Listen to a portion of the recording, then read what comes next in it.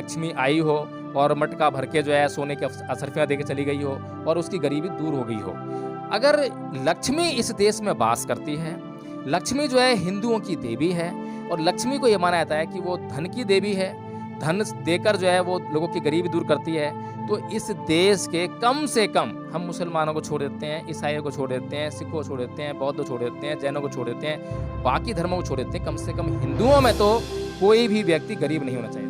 साहब डॉक्टर भीमराव अम्बेडकर ने 22 प्रतिज्ञाएं इसी प्रयोजन से दी थी कि उनको मालूम था कि मेरे समाज के लोग जो हैं, जो हिंदू धर्म के देवी देवताओं में उलझे हुए हैं, ईश्वर में उलझे हुए हैं, उनके घर में मंदिर है, अब वो कहीं ऐसा ना हो कि मैं उनको जो है इन 22 प्रतिज्ञाओं को दिलाए बगैर, एक स्पष्ट विभाजन रेखा खींचे बगैर हिंदू धर्म और बौद्ध धर्म के बीच में, और उनको मैं बौद्ध धर्म ग्रहण करा दूं, दीक्षा दिला दूं, तो बुद्ध भी उनके जो बुद्ध की मूर्ति भी जो उनके मंदिर में स्थापित हो जाएगी। उत्सव मनाने का अधिकार किसको है? क्या कोई गुलाम व्यक्ति गुलामी का जीवन जीते हुए उत्सव मना सकता है? 12वीं शताब्दी तक अगर कहीं पर भी किसी भी कोने में और बौद्धों ने अगर इस त्योहार को या इस उत्सव को मनाया होता, इसको सेलिब्रेट किया होता, तो उसका विवरण जो है इन 3 चीनी यात्रियों ने जो प्रमुख यात्रा वृत्तांत लिखे हैं।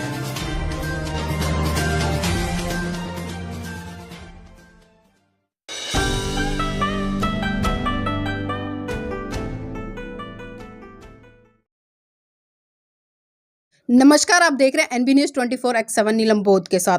साथियों, आज मैं बात करूंगी दीपावली और दीपदान उत्सव को लेकर, क्योंकि लगातार हम देख रहे हैं कि दीपावली का जो त्यौहार है वो हम किताबों में भी पढ़ते आ रहे हैं और बचपन से लेकर आज तक हम बड़े हुए हैं। जिस तरह से हमें किताबों में पढ़ाया गया है कि इस दिन श्री रामचंद्र जी 14 वर्ष का वनवास पूरा करके अयोध्या लौटे थे, इसलिए दीपावली मनाई जाती है। लेकिन कहीं ना कहीं हम देख रहे हैं कि पिछले कुछ सालों से जिस तरह से जो बौद्ध लोग हैं वो दीपदान उत्सव को बड़े हर्षोल्लास के साथ में मना रहे हैं और अपने अपने तथ्य दे रहे हैं। लेकिन एक बहुत बड़ा तबका वो भी है बौद्धों का जो कि इस दीपदान उत्सव त्योहार को सिरे से नकारता नजर आता है। तो इसी विषय पर मैं चर्चा करूंगी। आज मेरे साथ में एडवोकेट जय भीम प्रकाश जी हैं। सर, जानना चाहूंगी, जिस तरह से आज हम देख रहे हैं कि बौद्ध समाज में 2 गुट बने हुए हैं, एक तो दीपदान उत्सव का समर्थन करता है और एक इसका विरोध करता है, तो जो ऐतिहासिक तथ्य है आखिर वो क्या है, ताकि हम अपने दर्शकों को स्पष्ट कर सके और जो बौद्ध समाज का बहुत बड़ा तबका है जो आज इस दीपदान के पीछे लगा हुआ है उसको भी एक संदेश मिल सके।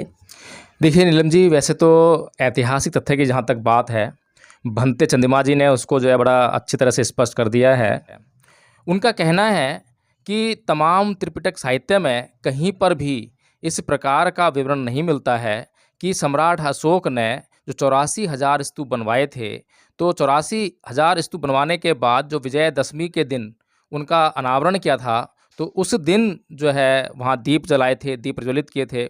और वो ये कहते हैं कि ये जो 84,000 जो स्तूप जो बनवाए थे, तो उनका अनावरण जो है वो अशोका विजयदशमी, जिसको धम्म विजयदशमी भी कहते हैं, तो उसी दिन हुआ था।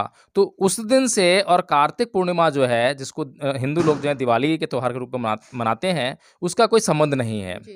और इसके अलावा जो है भंते चंद्रिमा जी ये भी कहते हैं कि संपूर्ण त्रिपिटक साहित्य में ऐसा कहीं पर भी विवरण नहीं है कि यदि उसने इसको उत्सव के रूप में मनाया था सम्राट अशोक ने, तो उसको जो है ये प्रतिवर्ष उसने मनाया हो, ऐसा कहीं पर भी विवरण नहीं है। इसके अलावा नीलम जी, भंते चंद्रिमा जी ने जो विवरण दिया है, उसके अलावा जो 2-3 चीनी यात्री भी यहाँ पर आए जिन्होंने अपने यात्रा वृत्तांत लिखे हैं। जो 3 मुख्य चीनी यात्री आए थे, फाइयान, इत्सिंग और युआन च्वांग, तो उनके जो यात्रा वृत्तांत मिले हैं उनको पढ़कर लॉर्ड कनिंघम जैसे महान व्यक्ति ने, जो जितने भी ये प्रेस हम देखते हैं, स्थान देखते हैं, बौद्धों के तीर्थ स्थान जो हैं, सारनाथ है, बोध गया है, लुम्बिनी है, ये सब जो है उन्हीं के यात्रा वृत्तांत को देखकर, उनको पढ़कर उसके बाद ही खोज की गई। अब इन तीनों चीनी यात्रियों ने और अन्य जो भी यात्रा वृत्तांत मिलते हैं उनमें कहीं पर भी इस बात का विवरण नहीं है कि कभी भी भारत में दीपदानों उत्सव के रूप में यह जो पर्व है, बौद्धों का पर्व, इसके रूप में मनाया जाता रहा हो। और ये भी बात स्पष्ट है नीलम जी कि 12वीं शताब्दी तक भारत में बौद्ध धर्म प्रमुख धर्म के रूप में स्थापित रहा। ऐसा नहीं है कि वो जो है तथागत बुद्ध के बाद या सम्राट अशोक के बाद जो है लुप्त हो गया हो, ऐसा बिल्कुल भी नहीं है। तो 12वीं शताब्दी तक अगर कहीं पर भी किसी भी कोने में और बौद्धों ने अगर इस त्योहार को या इस उत्सव को मनाया होता, इसको सेलिब्रेट किया होता, तो उसका विवरण जो है इन 3 चीनी यात्रियों ने जो प्रमुख यात्रा वृत्तांत लिखे हैं, उसमें ज़रूर मिलता। ये तो बात बिल्कुल स्पष्ट है नीलम जी कि इस तरह का जो है कोई भी विवरण नहीं मिलता है और कोई भी उत्सव हो तो उत्सव जो है हमेशा सेलिब्रेशन का विषय बनता है। अगर बुद्ध का जो जन्म है और उनका ज्ञान प्राप्ति का दिन है, महापरिनिर्वाण का दिवस है, एक ही दिन है उनका जो है वैशाखी पूर्णिमा को जो है ये तीनों घटनाएँ घटी थी उनके जीवन में। तो उसको जो है पूरे विश्व के लोग हर्षोल्लास से मनाते हैं और पूरे विश्व के लोग जो हैं जितने भी बौद्धों के जो उत्सव हैं उनको मनाते हैं, आज भी मनाते आ रहे हैं और उनके यात्रा वृत्तांत जो लिखे गए हैं यात्रियों के द्वारा उसमें भी उनका विवरण मिलता है पूरी तरह से जो है। तो नीलम जी ये तो बिल्कुल स्पष्ट बात है कि ऐसी कोई भी चीज़ जो है, ऐसा कोई भी उत्सव आज तक जो है खोजा नहीं गया है, ना ही परम पूज्य बाबा डॉक्टर भीमराव अम्बेडकर ने, जिन्होंने बड़ी बारीक नज़र से जो है इस पूरे साहित्य का अवलोकन किया, जी। उसका निष्कर्ष निकाल कर जो है बुद्ध एंड धम्मा के रूप में इस देश के लोगों को, इस पूरी दुनिया को एक ऐसा महानतम ग्रंथ दिया, जिसको पढ़कर जो है लोग धर्म का सार समझ सकते हैं। सर, जिस तरह से हम देख रहे हैं कि जिस तरह से दीपदान उत्सव सेलिब्रेट किया जा रहा है, तो खासकर दीपावली के दिन लोग कर रहे हैं, तो कहीं न कहीं जो दूसरे लोग हैं या उस संस्कृति से जुड़े हुए लोग हैं, अगर हम ये मनाते भी हैं, एक बार को मैं मान लेती हूँ, चलो कुछ तथ्य जो लोग निकाल के लाएँ, वो अपने आधार पर निकाल के लाएँ। लेकिन कहीं न कहीं वो जो दूसरी संस्कृति के लोग हैं, उनको क्या पता, वो तो यही देखेंगे ना कि दीपावली मना रहे हैं। देखिए नीलम जी, ये तो बात बिल्कुल ठीक है, लेकिन उत्सव कौन मनाता है? उत्सव मनाने का अधिकार किसको है? क्या कोई गुलाम व्यक्ति गुलामी का जीवन जीते हुए उत्सव मना सकता है? क्या आज जो लोग इस दीपदानों उत्सव को मनाने के लिए इतने लालायित दिखाई देते हैं, क्या वे अपनी गुलामी की जंजीरों को तोड़ चुके हैं? क्या वे स्वतंत्र हो चुके हैं? क्या वास्तव में जो है आज जो भारत की आज भी सामाजिक, आर्थिक और राजनीतिक परिस्थितियाँ जो हैं, वो उसके अंतर्गत आज भी गुलाम नहीं हैं? क्या आज भी उनके समाज का बहुत बड़ा हिस्सा भूखों नहीं मरता है, गरीबी में जीने के लिए मजबूर नहीं है? जिस परिवार का कोई भी सदस्य भूखा हो, तो उस परिवार के किसी भी सदस्य को उत्सव मनाने का क्या अधिकार है? और ये उत्सव क्या बिना पैसे के मनते हैं? हमारे महान पुरुषों ने बार-बार यह कहा है कि आप जो है इन उत्सवों को मनाने के बजाय जो महान पुरुषों ने बातें कही हैं, उनके जो सिद्धांत हैं, उनका आचरण कीजिए।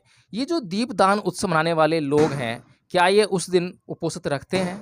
क्या ये किसी बुद्ध विहार में जाकर बौद्ध भिक्षु से उपोषित ग्रहण करते हैं?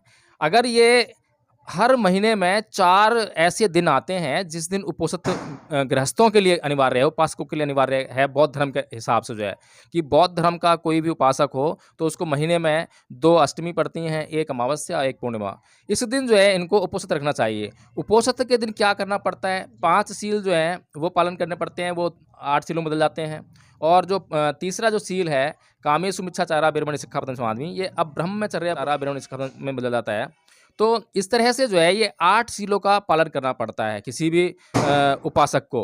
अब जितने भी ये लोग जो हैं दीपदानों उत्सव मनाने के लिए ललायत दिखाई देते हैं, इनका धर्म से मुझे नहीं लगता कि कोई लेना-देना होगा जी। और ना ही इन्हें कोई धर्म की इतनी बारीक जानकारी होगी। धर्म का अध्ययन करते नहीं हैं, धर्म के बारे में बहुत ही जो गहन चिंतन की आवश्यकता है, उसे नहीं करते हैं, धर्म को जानते नहीं हैं, लेकिन उत्सव मनाने के लिए बहुत लालायित हैं। उत्सव मनाएँगे, जैसे ये अब हिंदू लोग हैं, सरकार ने यहाँ पर जो है दिल्ली सरकार ने पटाखे बैन कर रखे हैं, लेकिन आपको आवाज़ आ रही होंगी पटाखे अब भी बज रहे हैं और जो पटाखे हैं उनकी बिक्री पर जो है पाबंदी नहीं बल्कि सज़ा का प्रोविज़न भी है, जी, उसके बावजूद ये पटाखे बिक रहे हैं। लेकिन हिंदू लोग जो हैं ये नहीं सोच पाते हैं कि जो पटाखे बैन किए हैं, किसी आदमी ने बैन किए हैं तो क्यों बैन किए हैं?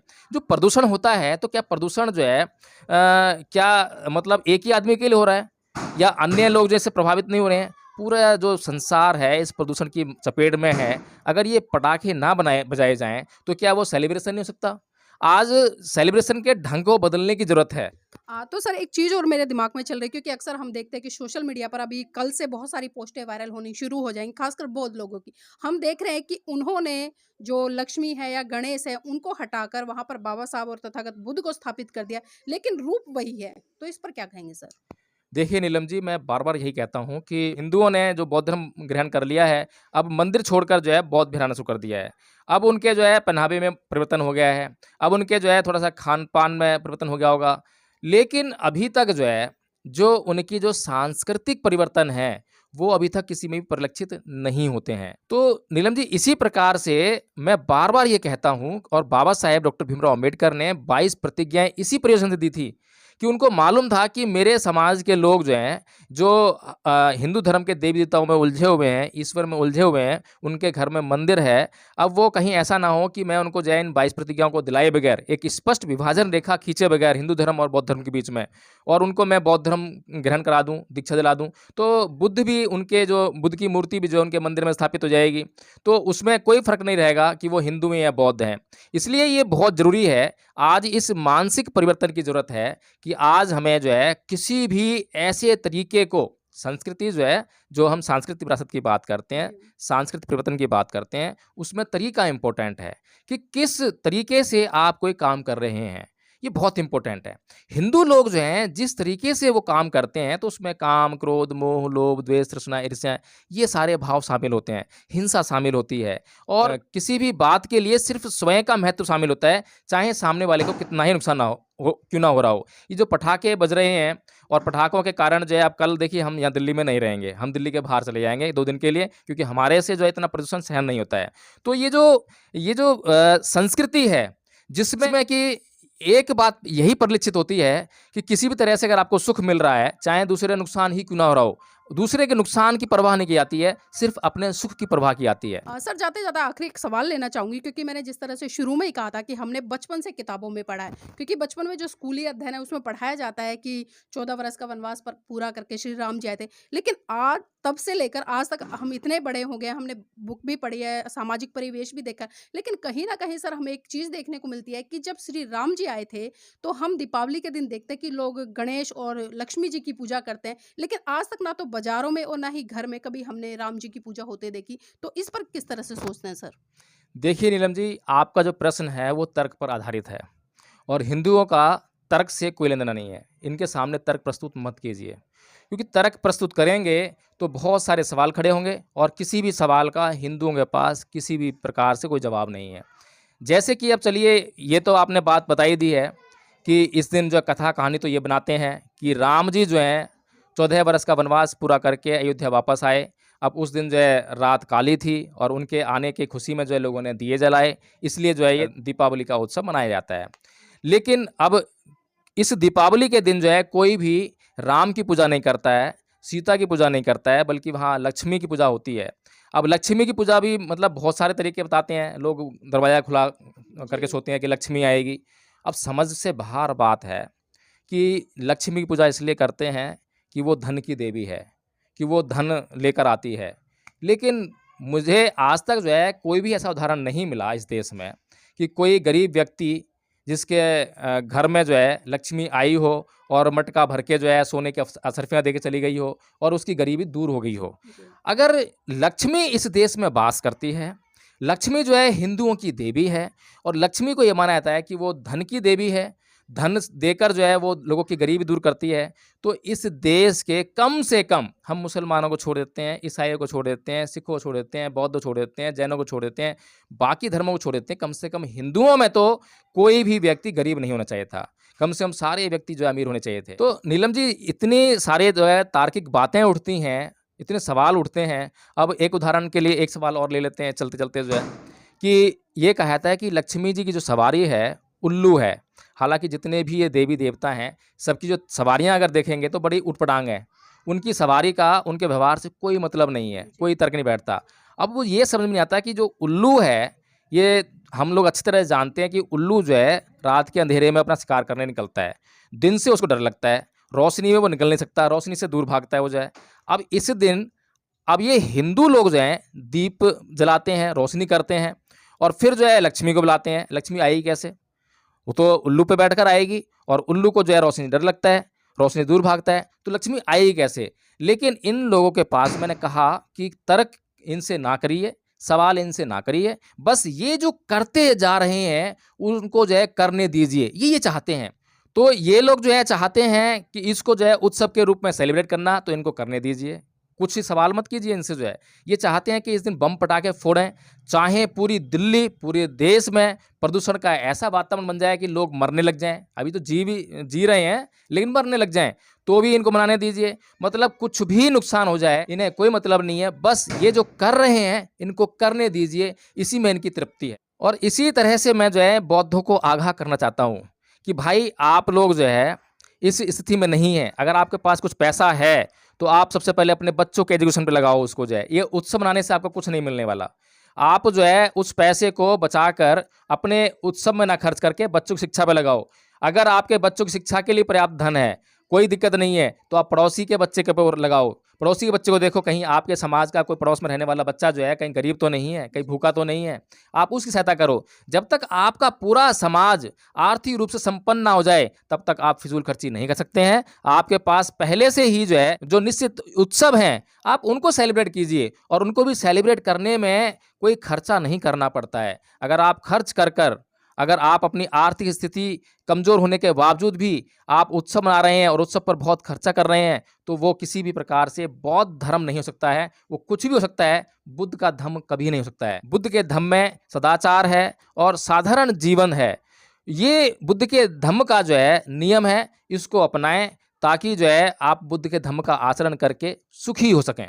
तो बहुत-बहुत धन्यवाद सर आज की इस चर्चा में जुड़ने के लिए, और साथ ही एक बहुत ही महत्वपूर्ण बात है ये पूरी चर्चा में निकल कर आई है, जिस तरह से सर ने कहा है कि हमें जो उत्सव हैं उनको मनाना चाहिए, लेकिन उनको मनाने का जो तरीका है वो सैद्धांतिक और वैचारिक होना चाहिए। इस समय हमें चाहे हमारे बहुजन समाज में जितने भी महान पुरुष जन्मे हैं, या इस देश में जितने भी महान पुरुष या योद्धा जन्मे, उनके जन्मदिन पर हमें बड़ी-बड़ी विचार गोष्ठी आयोजित करनी चाहिए। मैं ये नहीं कह रही कि आप बड़े-बड़े मंच लगाइए, लेकिन आप गली में जाकर नुक्कड़ सभाएँ कर या पारिवारिक रूप से बैठकर चर्चा करें, और जो फिजूल खर्ची आप इन उत्सवों पे करते हैं वो पैसा बचाकर, साथियों आप आंकड़े उठाकर देखिएगा, अगर मैं 14 अप्रैल की बात करूं तो कई सौ करोड़ रुपए बहुजन समाज का तबका इस उत्सव पर लगा देता है। अगर वो पैसा बचाकर आप बड़ी-बड़ी यूनिवर्सिटी भी खड़ी करना चाहे तो आप यूनिवर्सिटी खड़ी कर सकते हैं, अपने स्कूल बना सकते हैं, अपने बच्चों को अपनी संस्कृति के अनुसार एजुकेशन दे सकते हैं। तो आज जरूरत है इस दिशा में बढ़ने की, और जिस तरह से हमने बात की है कि दीपदान उत्सव को लेकर जिस तरह से चर्चाएँ गर्म हो रही है और जिस तरह से 2 पक्ष यहाँ पर खड़े नज़र आ रहे हैं, तो सोचना पड़ेगा साथियों तथ्य के आधार पर। और एक बात बिल्कुल स्पष्ट की है सर ने कि हम बाबा साहब से बड़े नहीं हैं, हम बाबा साहब से ज़्यादा ज्ञानी नहीं हैं। अगर दीपदान उत्सव मनाया होता कभी ना कभी, तो बाबा साहब कहीं न कहीं किसी न किसी धर्म ग्रंथ में या किसी न किसी पुस्तक में इसका ज़िक्र ज़रूर करते। और ये सवाल साथियों मैं आप पर ही छोड़कर जा रही हूँ, क्योंकि आपको चिंतन मनन करना है। अगर आप अच्छा करेंगे तो आपका अच्छा होगा, और बुरा करेंगे तो आपका ही बुरा होगा। तो इसलिए एक बार कोई भी चीज़ करने से पहले उसके पीछे लॉजिक देख लीजिएगा, और लॉजिक के आधार पर ही आप निर्णय लीजिए, अन्यथा लकीर के फ़कीर मत बनिएगा।